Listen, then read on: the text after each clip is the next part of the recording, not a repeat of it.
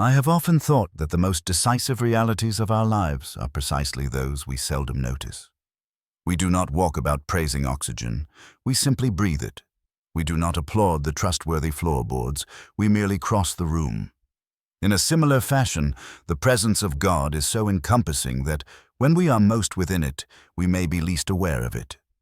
His nearness does not always arrive with symbols. It is more often the steady hum beneath all music. When he seems silent, it may be because we have mistaken thunder for speech and missed the language of light itself.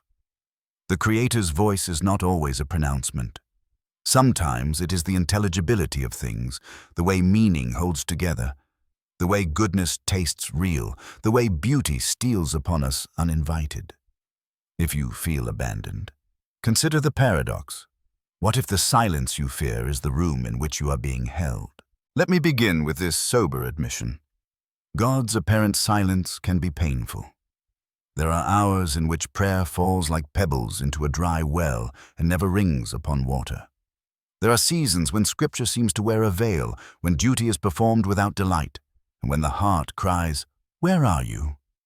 It would be dishonest to pretend the pilgrim never walks through such a valley.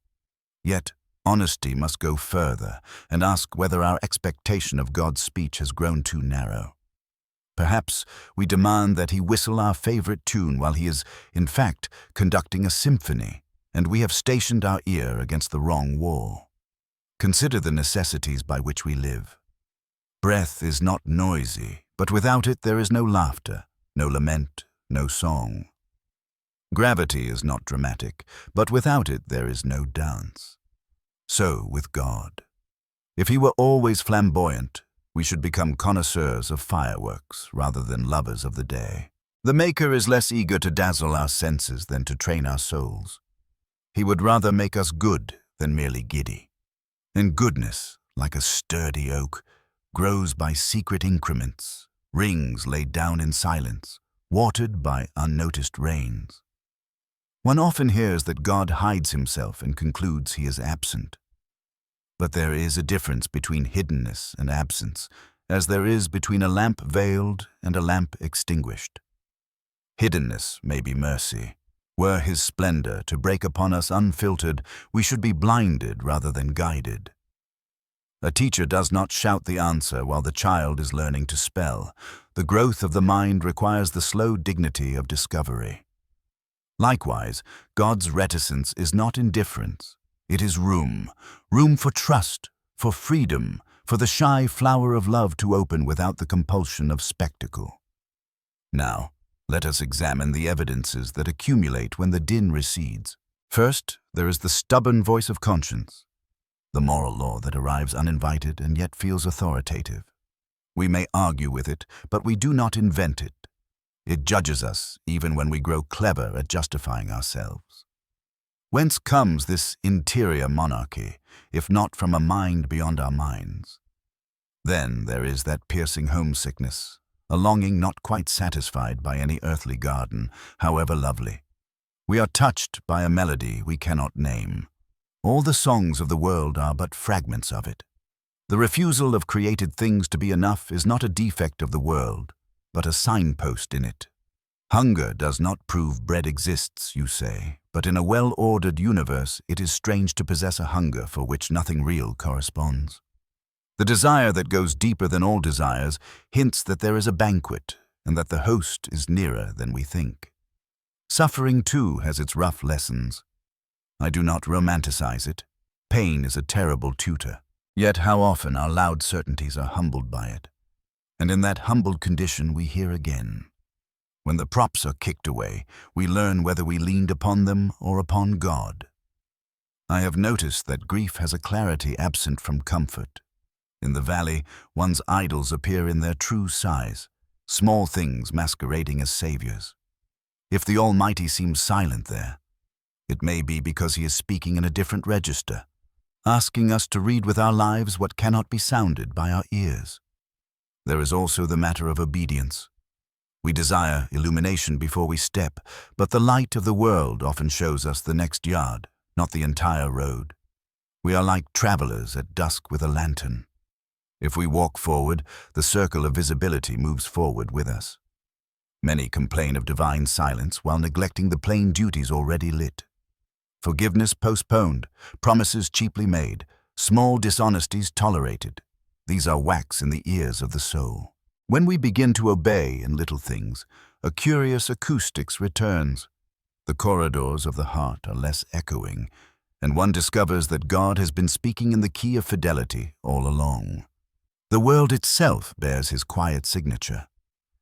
Think of how mathematics describes stars that do not know they are being counted, or how the mind of man is fitted to the rationality of nature as a key suits a lock. Accidents do not habitually arrange symphonies, nor do blind wheels of chance exhibit the stubborn elegance of law. If the theater feels scripted enough to be studied, perhaps it is because there is a playwright, one not prone to intruding from the wings every 5 minutes simply to reassure the audience of his existence. Better the play be well wrought, that the audience might be drawn into its truth and at the proper moment glimpse the author in a line so apt it could only have come from him. The incarnation is the masterstroke of this paradox.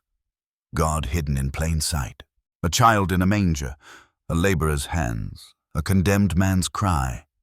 These do not announce omnipotence to the senses, yet through them omnipotence most decisively acted.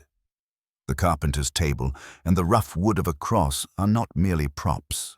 They are sacraments of the divine humility. If you say, "But I hear nothing," remember, the greatest word once hung in speechless surrender, and in that awful quiet, the door of death was broken from the inside. Heaven's loudest thunder often begins as a whisper in straw. How, then, shall we live in the interval where God seems silent?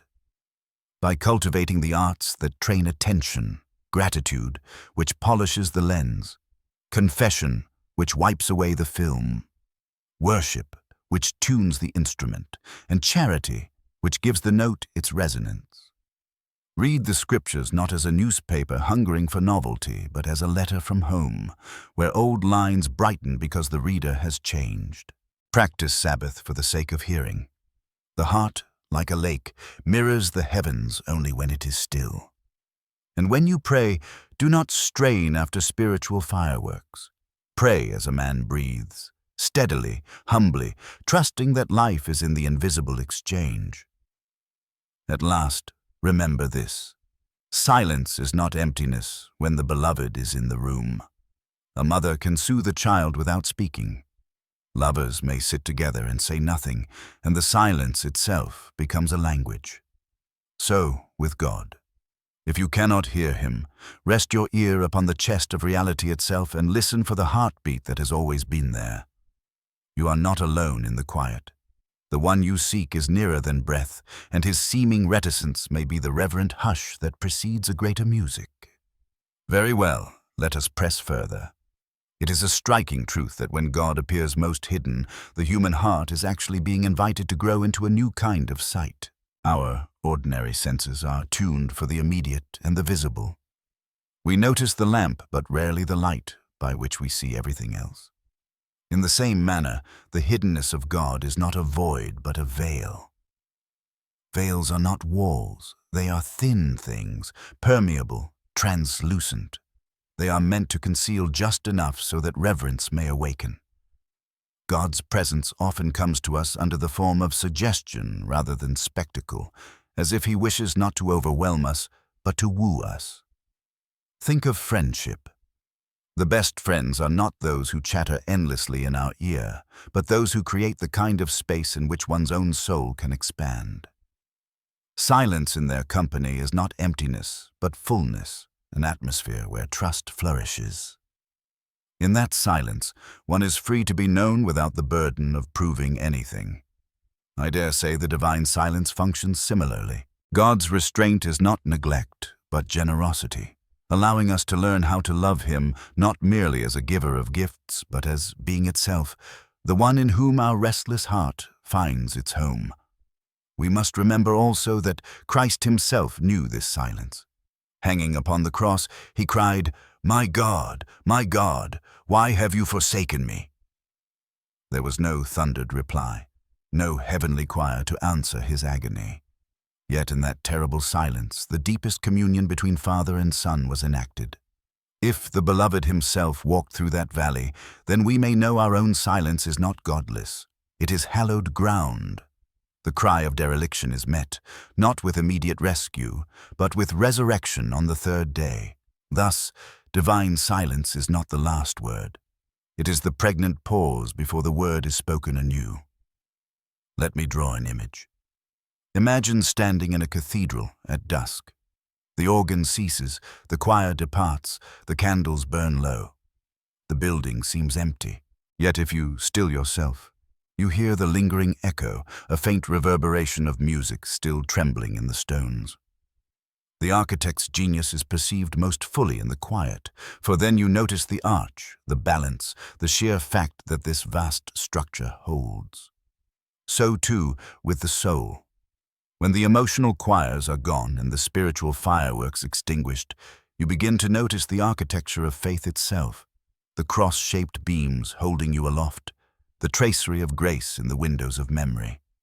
That is the hour of hidden presence, when the foundation itself whispers its fidelity. There is a danger, however, in romanticizing the silence, as if it were always pleasant. At times, it is excruciating. Yet even in excruciation, there lies a paradox. For when all consolations are stripped away, one discovers whether one loved God for his gifts or for himself. Lovers, tested by absence, often learn whether affection was true or merely convenience. In that sense, divine hiddenness tests the metal of faith. Gold is not purified by comfort, but by fire, and the silence of God is often such a crucible. It asks, will you love me when I do not dazzle you? Will you trust me when I do not explain myself? One might say the silence of God is like the night sky. By day the stars are still there, but their glory is concealed by the sun's brilliance. Only when the world grows dark do we see them blaze. So in our darkest hours, when the bright sense of God's nearness has faded, His eternal constellations appear, timeless truths, scriptural promises, the testimony of saints who walked this path before us. The night sky is no less heaven than the daylit one. It simply shows us a different face of the same reality. And perhaps this is the deepest secret, that God's silence is not absence, but artistry. He is writing a story with us, and no great story is all climax. There must be pauses, tensions, spaces where the reader leans forward in longing. Without them, the tale is flat. The author knows when to still the orchestra so that the coming crescendo may overwhelm us with its power. To walk through God's silence is to participate in a chapter whose meaning we may only see when the book is closed and we find ourselves in the author's presence. So, dear listener, if you find yourself in such a silence, do not despair. Bend your ear closer, quiet the tumult of expectation, and recognize that the hush may itself be a word. For it is often in silence that we grow strong enough to hear the music of eternity without shattering. The hidden presence of God is not far off. It is as near as breath, so near that you mistake it for your own life. Very well, let us travel further into this mystery. It is worth remembering that our sense of absence often says as much about our condition as it does about God's. A thirsty man does not feel the absence of water unless he is already fashioned for its presence. Our very complaint, "Where is God?" is a testimony that we are made for Him. Stones do not pine for sunlight, only flowers turn their heads in longing. That strange ache within us, which interprets silence as deprivation, is itself evidence of a deeper design. We do not yearn for that which does not exist. Hunger testifies to food, thirst to drink, and the ache for God's nearness testifies that He is, indeed, nearer than we can conceive. Now, let us consider what it means to be trained by silence. Parents know that a child must sometimes be left to attempt a task unaided. The mother, though present in the room, withholds her hand so that the child may discover balance on his own legs. Were she always to hold him upright, he would never walk. Likewise, the father may step back, not to abandon, but to mature us. His nearness is not withdrawn, but hidden, so that our wills might be strengthened in the exercise of trust. To confuse this with neglect is to misinterpret the very pedagogy of love. For love does not merely console, it cultivates. If you press the question, but why does God not make his presence unmistakable at all times? I would answer that such overpowering visibility would destroy the very freedom he intends us to exercise. Were his majesty continually unveiled, our obedience would not be the free surrender of love, but the instinctive cringing of creatures overawed. He desires children, not slaves, lovers, not puppets. And so he veils himself as the sun veils its strength at dawn, giving us space to choose, to trust, and even to wrestle. For wrestling with God, though painful, is still an embrace. Let me point you to the ordinary as well. For is it not curious that the things most necessary are the least noisy? The heart beats without our command, carrying life in every throb, yet we scarcely notice it until it falters. The earth spins silently beneath our feet, and galaxies wheel overhead without trumpet. If God governs these immensities with quiet fidelity, shall we be surprised if his nearness is known more by endurance than by ecstasy? His silence is not vacancy, but constancy. It is the deep, unchanging rhythm beneath the surface froth of our lives. We may take courage from the saints who walked before us. Augustine, restless until he found his rest in God, knew the aching silence. Teresa of Avila spoke of long stretches of dryness in prayer. Even the psalmists cried, "How long, O Lord, will you hide yourself forever?" Yet what emerges from their witness is not despair, but a deeper, tempered joy. Their lives proclaim that the hidden God is still God, that his silence is not a denial, but an invitation to seek him, not in the thunder or the earthquake, but in the still small voice that Elijah heard. A whisper that requires one to hush all other noises, even the clamor of our own anxious hearts. This is why stillness is not passivity, but discipline. To wait upon God in silence is not to do nothing, but to practice the art of attention. The modern mind despises waiting. It prefers noise, evidence, sensation. Yet the eternal soul grows in patience, and patience is the soil in which hope is rooted. By training ourselves to dwell in God's hiddenness, we discover the strength to endure trials, the clarity to resist illusions, and the humility to know that he is God and we are not. And one day, when all veils are lifted, we shall see that what felt like absence was, in truth, the shadow of his hand over us. For no silence lasts forever. The dawn always answers the night. Resurrection always follows crucifixion. And when that great morning breaks, we will look back and discover that the one we thought distant was nearer than breath, carrying us when we could not walk, guarding us when we could not see, and loving us when we could not feel it. There is a peculiar mercy in God's hiddenness, though it seldom feels like mercy at the time. Imagine if every prayer we uttered brought a visible and immediate reply. Our spiritual lives would quickly resemble a marketplace of transactions. I speak, he responds. I ask, he delivers. We should become consumers of miracles rather than lovers of God himself. The silence is therefore a safeguard, preserving us from reducing the Almighty into a mere cosmic vending machine. In the stillness, our motives are sifted. Do we seek him for his gifts or for his face? It is an uncomfortable question, but necessary. The silence also has this strange effect. It compels us to lean upon memory. We must remember the past faithfulness of God, the answered prayers, the graces once given. Memory, in this way, becomes a sacrament of his presence. When Israel wandered in the wilderness, they were commanded to recount the mighty deeds of the Lord, to tell and retell the story of deliverance. Why? Because in the silence of their wandering, memory was to be their companion, reminding them that the God who once opened the sea had not ceased to be their God. And so it is with us. In times of dryness, the remembrance of his former mercies is like a lamp carried through a dark corridor. We should also consider how silence cultivates solidarity. When you endure it, you become kin to all who walk through the same valley. Suddenly, you find the Psalms no longer mere poetry, but personal diary entries.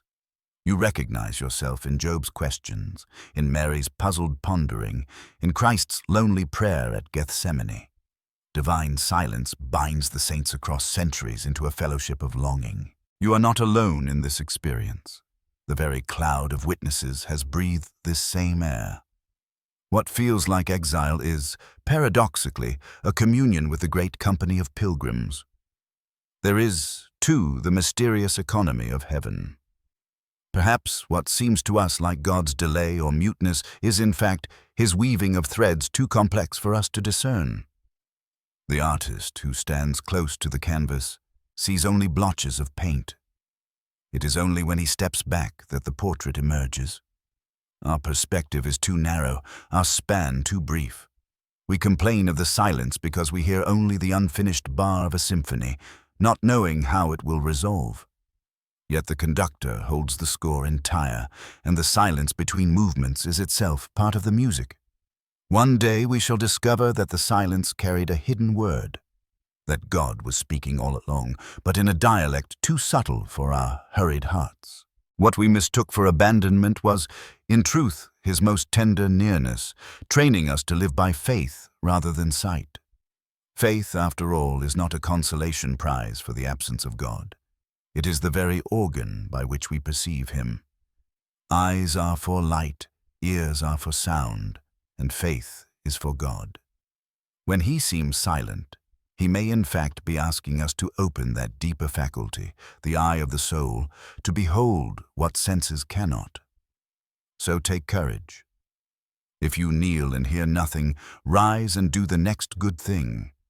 If you pray and feel no warmth, persist, for fidelity itself is a form of worship. If you wait and see no sign, remember that stars are brightest in silence. The hidden presence is present still, and one day, when the curtain is drawn back, you shall find that every step taken in trust was leading you nearer to the one who was never far. There is another paradox to notice. The more we grow in grace, the more we may become aware of God's hiddenness. This seems counterintuitive. Should not holiness bring greater clarity, louder voices, more constant consolations? Yet often it is otherwise. For as the soul matures, God calls it into deeper waters, where sight and sound give way to trust alone. The child is delighted by toys and sweetmeats, but the grown son is asked to labor alongside his father. What once was given in sensible comfort must now be embraced in sober fidelity. In this way, silence is not the mark of divine distance, but of divine confidence. God entrusts his mature children with his hiddenness, knowing they will not mistake it for abandonment.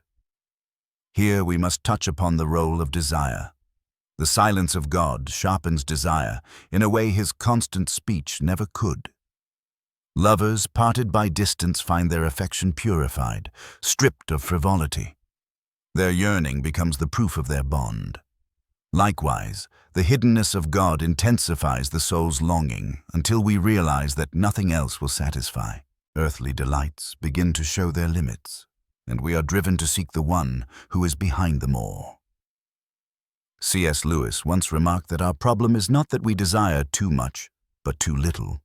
We settle for mud pies when a holiday at sea is offered. The silence of God unsettles us from our mud pies and awakens the hunger for the ocean.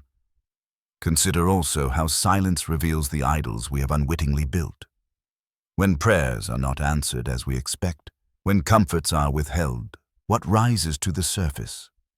Anger, despair, bargaining, these are the cracks that expose where our trust truly lay.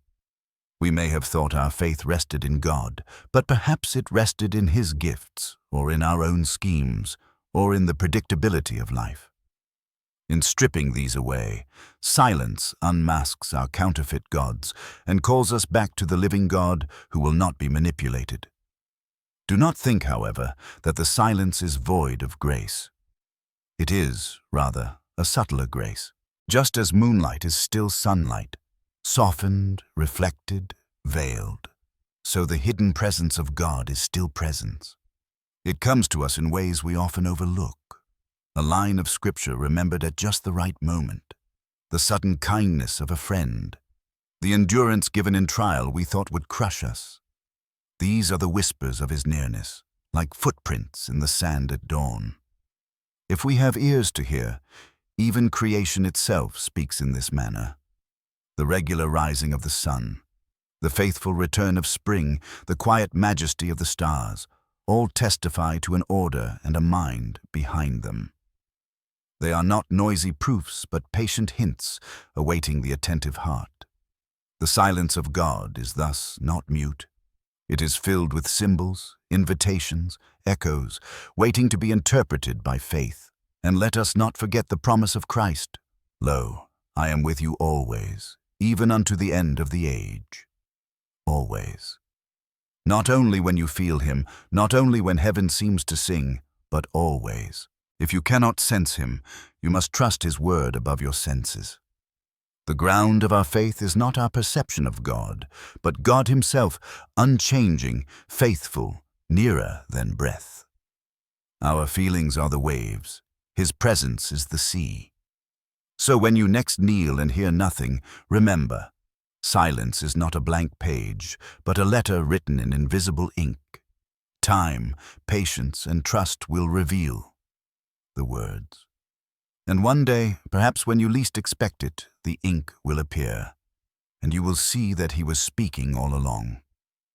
The hiddenness of God is not only a trial, it is also a training in eternity. If faith is the eye that sees the unseen, then God, by withdrawing the consolations of sense, is strengthening that very eye. You may think the silence makes you weaker, but in truth it is building in you a capacity you did not know you had. Just as a musician strengthens his ear by practicing in stillness, discerning the faintest note, so the Christian strengthens the soul by listening for God in quietude. A loud faith dazzled by constant signs may falter in the storm, but a faith trained in silence will endure, because it has learned to cling not to sensation but to reality. This reality, hidden though it may seem, is what makes all else intelligible. Imagine a tapestry viewed from the back, knots, threads, tangles, and no discernible pattern. Life often feels like this. God's silence is the dim underside of a work yet unfinished. But when the day comes that we stand before him face to face, the tapestry will be turned, and the pattern of love will astonish us.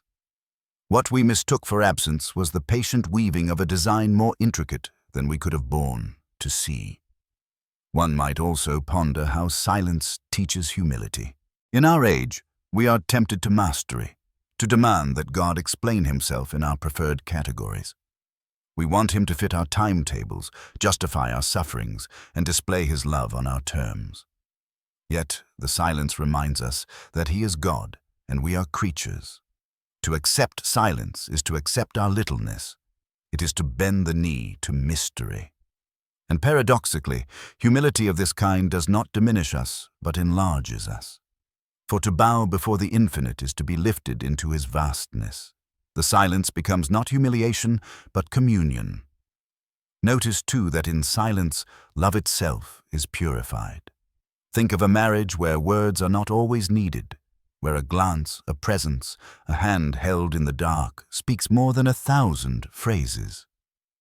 If we demand constant reassurances, constant proofs, our love remains childish.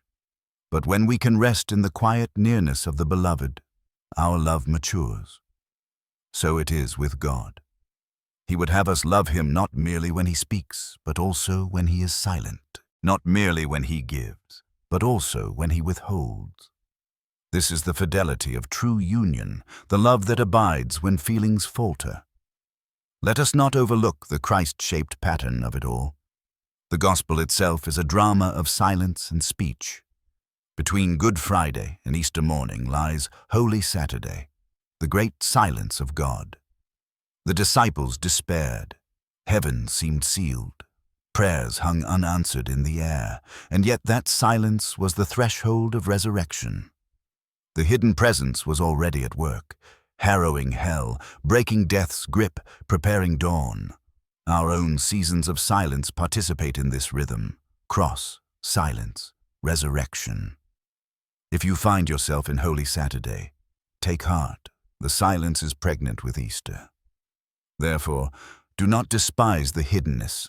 Attend to it, endure it, even cherish it, for it is not empty. It is full. Full of God's patient instruction, full of His quiet nearness, full of the promise that one day the silence will give way to the great music, when every tongue will confess and every heart will know that He was, all along, nearer than breath. It is a solemn truth, my friends, that the hidden presence of God is not a riddle to be solved, but a mystery to be embraced. In this life, we shall never fully dispel the shadows, yet in those very shadows, light shines more truly.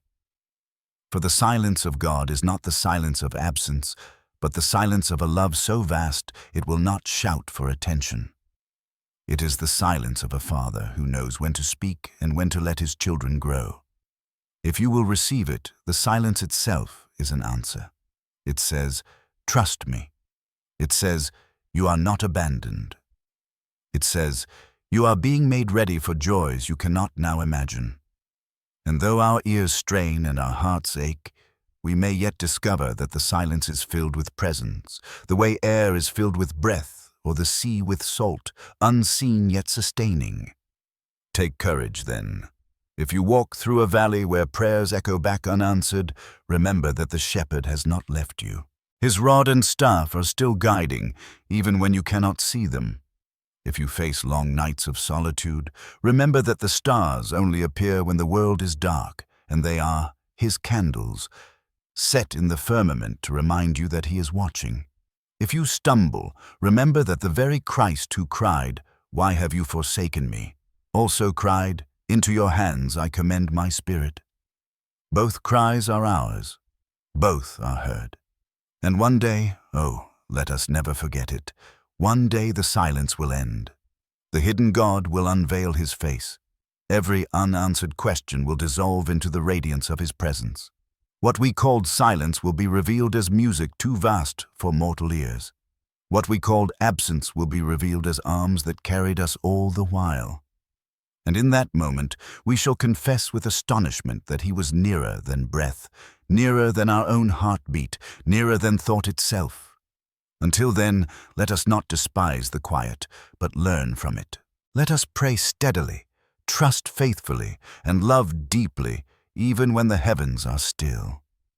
Let us become the kind of souls who, having walked through silence, can sing all the more truly when the music returns. For the hidden presence of God is not a prison, it is a preparation. It is the sacred hush before the everlasting song.